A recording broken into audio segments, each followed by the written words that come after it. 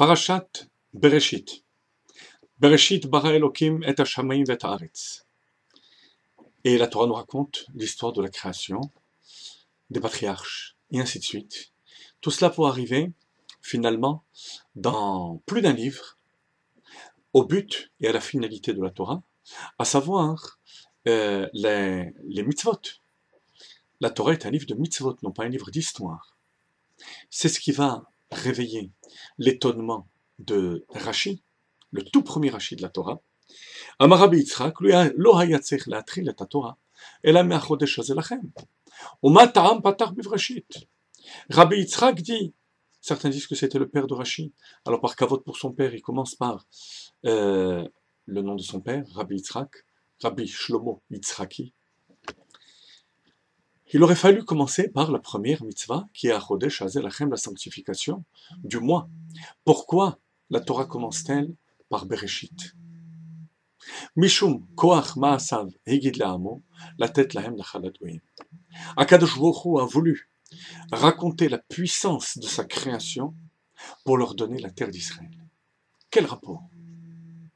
Si les nations viennent et disent au peuple juif, l'estime atteint, vous êtes des voleurs, vous avez volé la terre des 7 peuples, eh bien, nous on leur dira, mais toute la terre appartient à Kadosh Baruch Hu.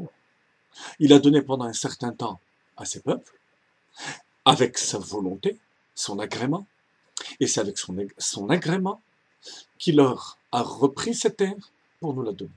Birtsono netala mehem ou netana lanu. Voilà la raison pour laquelle, d'emblée, la Torah commence par cette chose fondamentale qui est la création du monde. Alors on peut se poser une question simple, évidente. Qu'est-ce que ça veut dire, vous êtes des voleurs? On traite de voleurs tous les pays, la France, l'Allemagne, dans le monde entier, il y a des peuples qui ont précédé les peuples qui sont maintenant installés. On ne va pas faire de recherche maintenant historique au niveau de chaque pays, mais il s'agit bien sûr d'une évidence. Et on ne considère pas que cette terre a été volée, elle a été conquise. Et donc la conquête n'est pas considérée dans la Bible, dans la Torah, comme un vol. Alors pourquoi est-ce que du peuple juif, spécialement, bien qu'on sache qu'effectivement, on reproche toujours au peuple juif des choses qu'on ne reproche pas aux autres. Bon, mais ce n'est pas une raison pour ne pas chercher la réponse à cette question. Il faut quand même justifier cette question qu'on adresse au peuple juif. S'interroger et se poser la question pourquoi les peuples argumentent cette chose-là vis-à-vis du peuple juif. Réponse. Grande différence entre tous les pays qui ont été conquis et la terre d'Israël. Et c'est un fait. Lorsque la terre d'Israël a été conquise par Josué, en rentrant d'Eretz Israël, on a été exilé plusieurs fois. Jusqu'à présent, une grande partie du peuple juif est en exil. Mais quelque chose de fondamental s'est produit au moment de cette conquête. C'est devenu Eretz HaKodesh, la terre sainte. La terre dont les fruits, dont les produits de la terre ont une kedusha particulière. Ça ne fait plus partie de ce monde profane. Et ça, c'est l'argument des nations. Vous êtes des voleurs, vous ne vous êtes pas conduits envers la terre, comme tous les peuples. Les peuples ont conquis la terre une première fois, ça a été reconquis par d'autres, et puis finalement, ça s'oublie. Et cette terre devient la terre de ceux qui l'ont conquis. La terre d'Israël, non.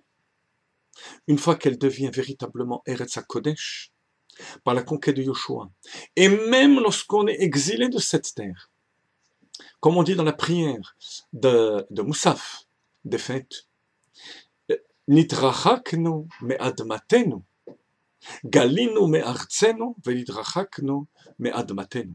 On a été exilé de notre pays, on a été éloigné de notre terre, ça reste toujours notre terre et notre pays. C'est contre cette forme de propriété que les nations se dressent, consciemment ou inconsciemment. De faire d'une terre une terre kadosh, une terre sainte et pour l'éternité. Et quelle est la réponse? Quelle est la réponse qu'il faut leur avancer? Kol haaretz shel HaKadosh Baruch Hu. L'essence même du monde est créée par HaKadosh Baruch Hu. Alors attention, il s'agit de l'essence du monde. HaKadosh Baruch Hu n'est pas seulement le propriétaire ou celui qui a créé la forme, les événements. L'essence même des choses appartient à HaKadosh Baruch Hu. Et c'est ce qu'il nous a donné. Au départ, il y avait une propriété superficielle de ces nations, parce qu'Akadosh Baruch Hu, dès le départ, avait choisi cette terre pour le peuple juif. Et c'est cette terre qu'il nous a donnée, et c'est cette vocation pour le peuple juif et pour toute l'éternité qu'Akadosh Baruch Hu nous a confiée. C'est de faire du monde quelque chose de kadosh, de définitivement kadosh, de définitivement sacré. C'est notre rôle, et toutes les forces du mois de Tishri doivent s'exprimer de cette manière dans le monde. Pour cela, il faut tout simplement réaliser que En Od Milevado, il n'y a rien d'autre que Dieu, et que l'essence même du monde appartient à Kadosh Baruch.